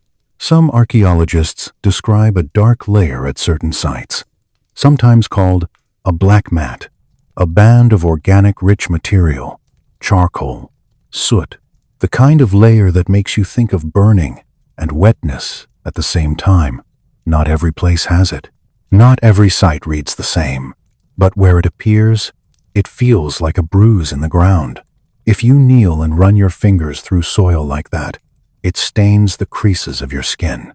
It smells faintly of old smoke, even after thousands of years, the way fireplace stone can hold a scent long after the flame is gone. Then imagine the cold arriving into that smoky world. Ash in the air can cool a planet. Dust can change how light lands. Plants struggle. Animals move. People follow what food remains. This is where the idea of refuge becomes important. Sheltered valleys, caves near dependable water, places where a small fire can be kept alive with scarce fuel. If you were in such a refuge, you would live by tiny measurements. How many steps to the water? How much dry wood left? How many mouths to feed? Numbers shrink. I like to picture someone looking up at the night sky. Stars are bright in cold air. You count without meaning to, the way a mind counts when it needs control. And somewhere in the back of the mind, a memory of a different sky. A bright streak, a sudden flare, a roar, the kind of memory that returns in dreams, broken into fragments, turned into images of angry gods or falling fire, because the mind needs a face for what it cannot argue with.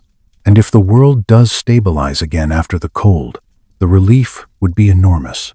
Not magic, not necessarily instruction, just a species finally given room to breathe.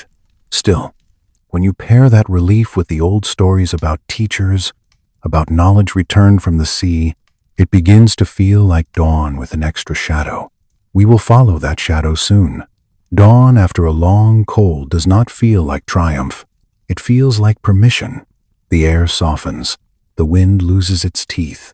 Water moves in channels that stay put instead of wandering. The world becomes predictable enough for humans to make plans that last longer than a day. And when a mind can plan, it begins to build. This is where the story, faithful to the old sequence, turns toward the sudden emergence of civilization, the way it seems to rise too quickly after the younger Dryas, like a plant that has been waiting under snow. Agriculture appears in multiple regions of the world within a relatively short span of time, at least in archaeological terms. Wheat and barley in the Fertile Crescent, millet and rice in parts of China, maize in Mesoamerica, potatoes and quinoa in the Andes, other roots and grains in other places. The details are complex, and archaeologists argue about timelines and pathways, but the overall picture is still striking. Humans who lived as hunter-gatherers for a very long time begin to cultivate, settle. The mainstream explanation is steady and sensible. Climate stabilizes. Resources become reliable. Populations grow. Surplus allows some people to become full-time makers, builders, organizers. Knowledge spreads through contact. Innovation compounds. It is a beautiful story, honestly. It makes humans the authors of their own climb.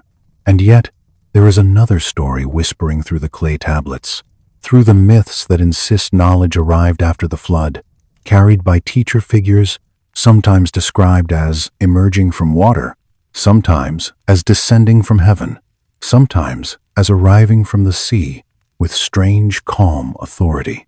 In Mesopotamia, there are the Apkallu, the sages. In later Babylonian tradition, Oannes, the fish-cloaked teacher. Elsewhere, different names. Thoth, Prometheus, Kukulkan, figures that carry the same motif. After catastrophe, instruction returns. You can read these as metaphors for cultural transmission, personifications of human genius, memories of talented individuals. Or you can let the more unsettling interpretation hover, survivors with old knowledge, or outsiders with advanced knowledge, guiding a reset humanity. Tonight we hold both possibilities softly, like two stones in the same pocket. Because now we arrive at a place that feels like a stone tablet of its own, not written with wedges, but carved with animals. Göbekli Tepe in southeastern Turkey. If you were standing there with me, you would feel the wind first, a dry wind with a clean edge. You would smell sun-warmed dust. You would hear insects in low grass. The hilltop would look quiet, almost ordinary, until you stepped closer and the ground began to show its hidden geometry. Massive T-shaped limestone pillars, some weighing many tons, arranged in circles, carved reliefs of foxes, snakes, birds, scorpions, wild animals with sharp profiles, not crude scratches, skilled carving, intent. Radiocarbon dates place its earliest phases around the 10th millennium BCE, roughly just after the Younger Dryas ends. That timing is one reason the site keeps showing up in these conversations. It sits too early in the usual story. Monumental architecture, without obvious agriculture, built by people who, by many interpretations, were still mostly hunter-gatherers. Some researchers argue this flips the sequence. Not farming first, then temples, but gathering for ritual first, then the need to feed gatherings, then cultivation intensifies. The site becomes a driver of agriculture rather than a product of it. That interpretation makes sense. Humans gather for meaning. Meaning can organize labor. Labor can demand food. Food can reshape life. And yet, another interpretation persists in the shadowed corners of the internet, and sometimes, quietly, in the minds of people who read too late into the night. What if this is not the beginning of civilization, but a remnant, a recovery? Survivors rebuilding something they once knew, marking the sky and the animals they remembered, sealing the memory in stone. There is one pillar, often called Pillar 43, the Vulture Stone, that has inspired many arguments. Some see constellations in its symbols. Some suggest it encodes a date, perhaps a sky event. Others disagree. The debate is real. Still, the very fact that people argue about sky symbols on a pillar carved more than 11,000 years ago tells you how deep the question runs. Then comes the detail that feels like a whisper. Göbekli Tepe was deliberately buried, not abandoned to erosion, not destroyed by enemies, covered with soil on purpose, as if someone wanted it closed, sealed, preserved.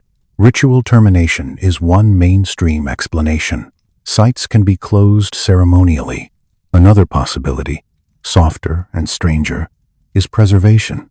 A time capsule, a message to someone not yet born. If that idea makes your skin prickle, let it soften. It is only a thought, a shadow thought. But shadow thoughts are part of why these stories are good for sleep. They make the mind feel a little thrill. Then the thrill fades, and what remains is quiet wonder. Now, beyond Göbekli Tepe, other sites in the region from similar periods have been found, showing that it was not alone. A landscape with more complexity than older models allowed. Humans gathering, carving, organizing. The dawn is busy. And in Mesopotamian tradition, the flood boundary still sits there like a dark line. Before the flood, kingship in the stories is strange, reigns impossibly long. After the flood, the numbers shrink. The Sumerian king list marks the transition with a sentence that feels like a reboot. After the flood swept over, kingship was lowered again from heaven. Most scholars read the long reigns as symbolic, mythic time. Numerical play, legitimation.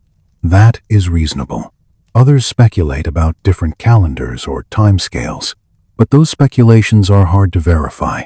Tonight, we do not need to verify. We only need to notice the motif.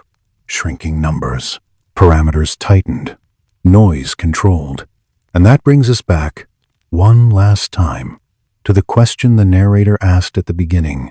The question, K 3,375, seems to murmur through glass. Were we created twice? If we take the conservative view, the answer is no in the literal sense. Humans evolved over deep time. Myths are cultural frameworks. The Younger Dryas was a natural climate event, perhaps influenced by meltwater, perhaps with contributions that are still debated. Catastrophe compressed populations in places. People recovered. Civilization emerged through human ingenuity under improved conditions. Teacher gods are metaphors. The Anunnaki are mythic. That view is stable. It has evidence. It allows sleep. And still, there is a second view that refuses to die, because it is fed by pattern and by the stubborn gaps in certainty. Creation accounts that read like protocols, lists of failed forms, a flood narrative older than the Bible, found in clay, a climate boundary that looks sudden, a site like Göbekli Tepe that arrives too early for comfort, myths across oceans that share the same sequence of attempts and revisions. If you follow that second view, the story becomes darker and stranger. The Anunnaki become not only gods, but engineers. The flood becomes not only disaster, but reset.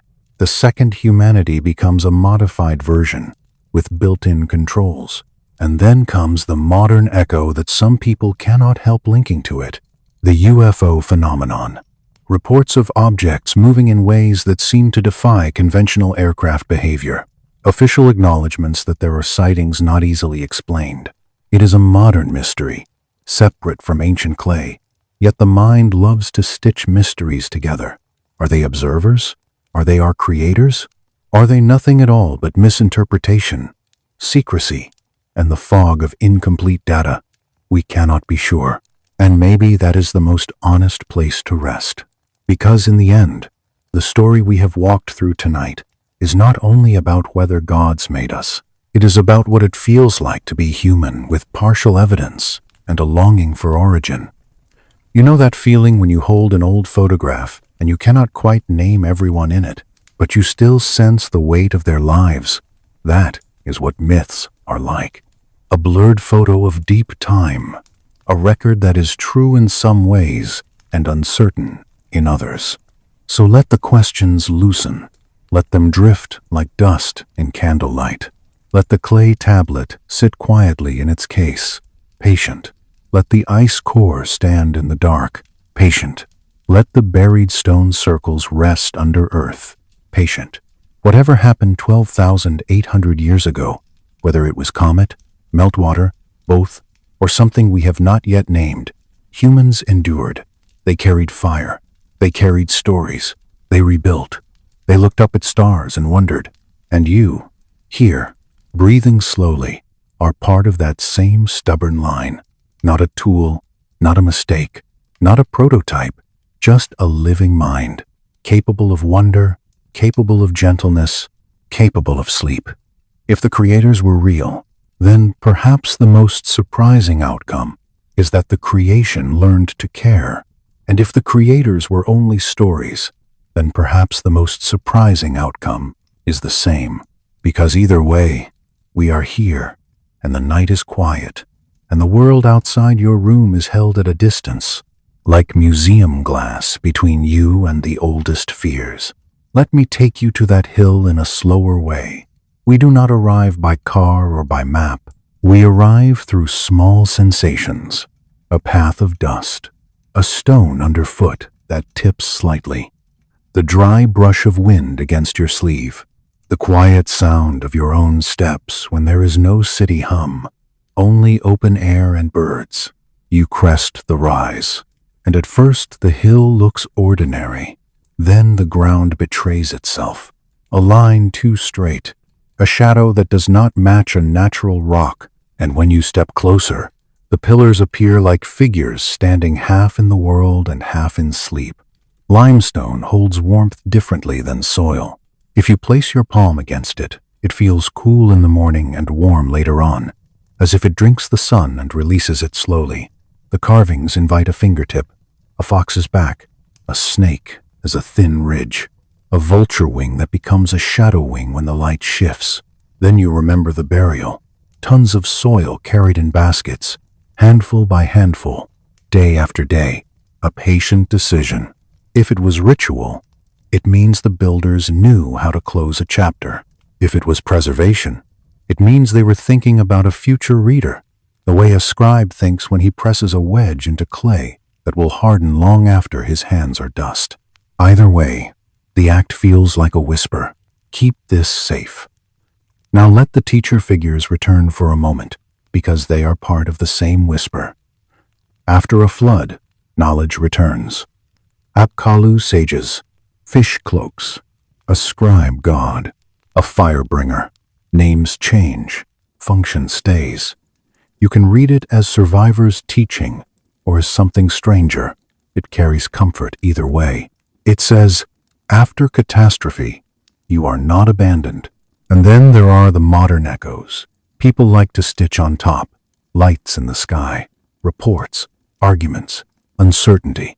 Maybe it is all mundane. Maybe it is not. We cannot be sure. What matters tonight is the shape of the longing. Watchers, visitors, return cycles. Perhaps the cycle is simpler. Ice and water, fire and smoke. Human invention, human forgetting. Civilization rising, collapsing, rising again.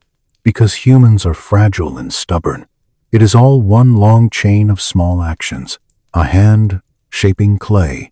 A hand lifting a basket of soil. Your hand resting on a blanket. Fingers finally unclenched. So let the pillars stand in your mind a little longer. Let the animals on them move slightly as candlelight flickers.